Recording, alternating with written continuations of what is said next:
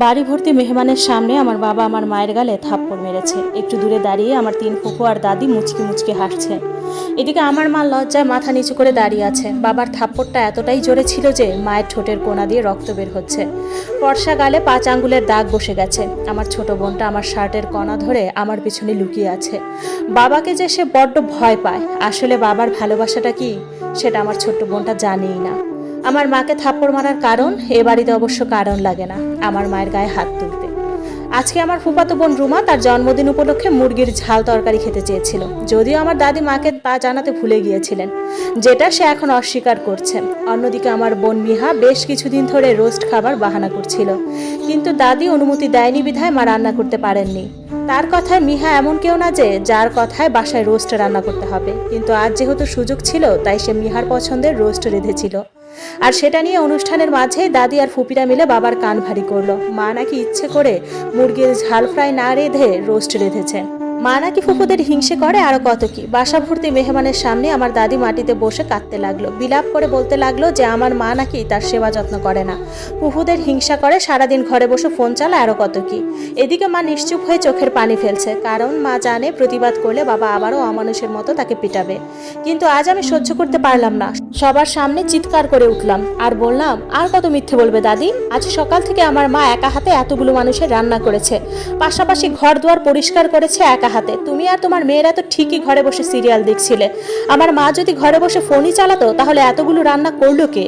তোমার এই পুরো বাসা সাজালো কে দাদি? আমার কথা শুনে দাদি কোনো জবাব খুঁজে পেলেন না। বাধ্য হয়ে বাবার সামনে আবার ন্যাকা কান্না শুরু করলো। বলতে লাগলো, দেখ বাপ, সামান্য একটু রান্না করছি দেখে খোটা দিয়ে দিল। তোর বউ আমার নাতিটাকেও আমার বিরুদ্ধে উস্কাই দিচ্ছে।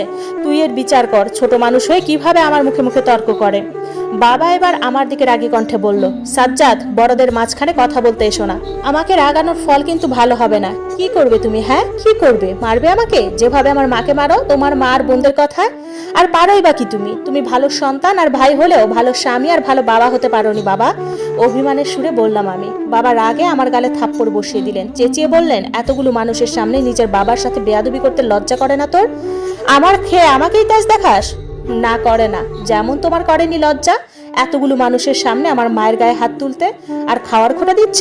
কি খাও তুমি? সব ভালো ভালো বাজার করে দিয়ে আসো ফুপুদের বাসায়। ফুপুরা সেসব ভালো ভালো রান্না করে তোমাকে আর দাদিকে ডেকে নিয়ে খাওয়ায়। কিন্তু ওসব খাওয়ার সময় তুমি কি একবার ভেবেছো তোমার বাচ্চারা বাসায় কি দিয়ে খায়? কোনোদিন তোমার বোনদের বলেছো তোমার বউ বাচ্চার জন্য যাতে একটু খাবার সাথে দিয়ে দেয়? বাসায় প্রতিদিন আমরা সবজি বা আলু ভর্তা দিয়ে ভাত খাই। দাদির তো সেজো ফুপির বাসায় যে খেয়ে আসে, কেননা তুমি সেখানে হাত ভরে বাজার দাও আর তুমি নিজে ব্যবসার জন্য দুপুরে রাতে হোটেল থেকে খেয়ে আসো।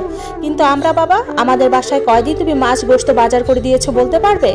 আমার মা টুকটাক সেলাই করে যা পায় ওটা দিয়ে শাক সবজি কিনে। বাবা হওয়ার কি দায়িত্ব পালন করেছো তুমি? আমার কথা শুনে বাবা কোনো উত্তর দিতে পারলেন না, শুধু অবাক চোখে দাদি আর ফুপিদের দিকে তাকিয়ে থাকলেন। দাদি আর ফুপিরা তড়িঘড়ি করে কথা দমানোর জন্য বললেন, আচ্ছা ওসব বাদ দে, এখন যা হওয়ার হয়ে গেছে। আজকে রুমার জন্মদিন, এতগুলো মানুষের সামনে বাপ বেটার ঝগড়া ভালো দেখায় না। চল সবাই কেক কাটবো এখন। কিন্তু আমি আজ এত সহজে এদের ছাড়বো না। আজকে আমার মায়ের উপর আমাদের প্রতি হওয়া অন্যায়ের শেষ আমি দেখেই ছাড়বো। চড়া মেজাজে দাদিকে বললাম, কিসের বাদ দিব? যখন তোমার ছেলে আমার মায়ের গায়ে হাত তুলেছিল সেটা খুব ভালো দেখাচ্ছিল, কই তখন তো থামাতে আসনি, এখন কেন থামাচ্ছ? তারপর বাবার দিকে তাকিয়ে বললাম, আচ্ছা বাবা, তুমি কি সত্যি আমাদের বাবা? না মানে, প্রতি বছর আমাদের বাসায় আমার ফুফাতো ভাই বোনদের জন্মদিন পালন করা হয়, কিন্তু কোনোদিন আমার আর আমার বোনের জন্মদিন কেন পালন করা হয় না? সাথে সাথে আমার বড় ফুপু খেকিয়ে উঠলেন, কি রে, তুই কি তোর ভাই বোনদের হিংসে করিস নাকি? তাচ্ছিল্য হেসে বললাম, হিংসে করি না, শুধু জানতে চাই আমার আর আমার বোনের জন্মদিন পালন করা কেন হয় না। বাবা উত্তরটা দাও দয়া করে। আমার বাবা এখনো নিশ্চুপ। কি উত্তর দিবেন তিনি?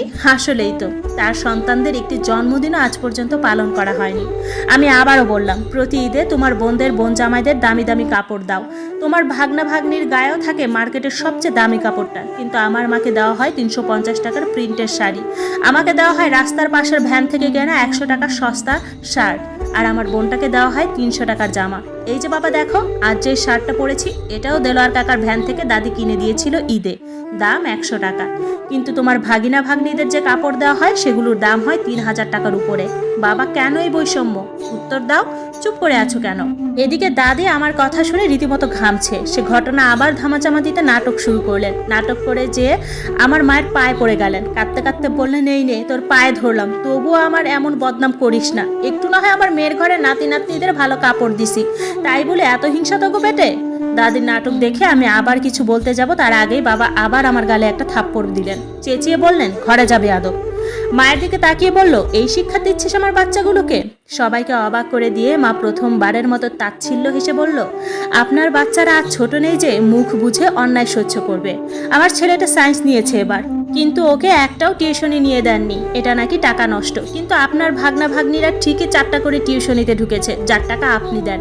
আমার ছেলে মেয়ে পড়ে সরকারি স্কুলে, কিন্তু আপনার বোনের বাচ্চাদের ভর্তি করিয়ে দিয়েছেন প্রাইভেট স্কুলে। আমার মেয়েটার নাচের শখ ছিল, কিন্তু আপনার মা আমার বাচ্চাটাকে নাচের ক্লাসে যেতে দেয়নি, এসব নাকি টাকা নষ্ট।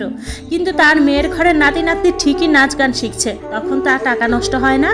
আমার মেয়েটাকে আজ পর্যন্ত কোলে নিয়ে আদর করেননি, কিন্তু আপনার ভাগ্নিদের ঠিকই কোলে নিয়ে পুরো পাড়া ঘুরিয়ে আনেন। কেন? আমার মেয়েটার কি বাবার ভালোবাসার অধিকার নেই? আসলে এত বছর মুখ বুজেছিলাম শুধু সন্তানগুলোর দিকে তাকিয়ে, যে তাদেরকে বাবা ছাড়া করতে চায়নি। কিন্তু আজ নিজের সন্তানের মুখে অভিযোগগুলো শুনে, নিজের মেয়ের মুখে ভয় দেখে বুঝতে পারলাম ওরা আসলে বাবা ছাড়াই সুখে থাকবে। বলেই আমাদেরকে নিয়ে ঘরে চলে গেলেন। আমার মা যেতেই সব যেন আবার স্বাভাবিক হয়ে গেল, যে যার কাজে ব্যস্ত হয়ে পড়লো। দাদি আর তার 3 মেয়ে সবাইকে তাড়া দিতে লাগলো খাওয়ার জন্য।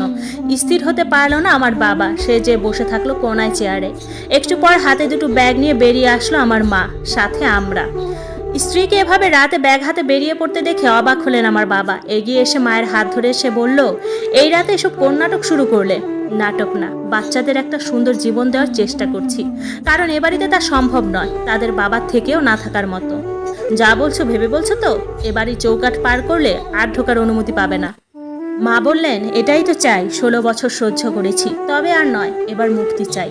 এই পর্যায়ে দাদি এসে বললেন, এসব কি বলছো বৌমা? ঘরে যাও, বাবা মা কি শিক্ষা দেয়নি তোমাকে, ছোট লোক মেয়ে? এরপর ফুপিরাও কি যেন বলছিল, কিন্তু মা সেসবে কান না দিয়ে আমাদের হাত ধরে বেরিয়ে পড়লো। রিকশায় বসে আলগোছে মায়ের মুখে তাকালাম, দেখলাম তার মুখে মুক্তির হাসি, আত্মবিশ্বাসের হাসি, আত্মসম্মানের হাসি।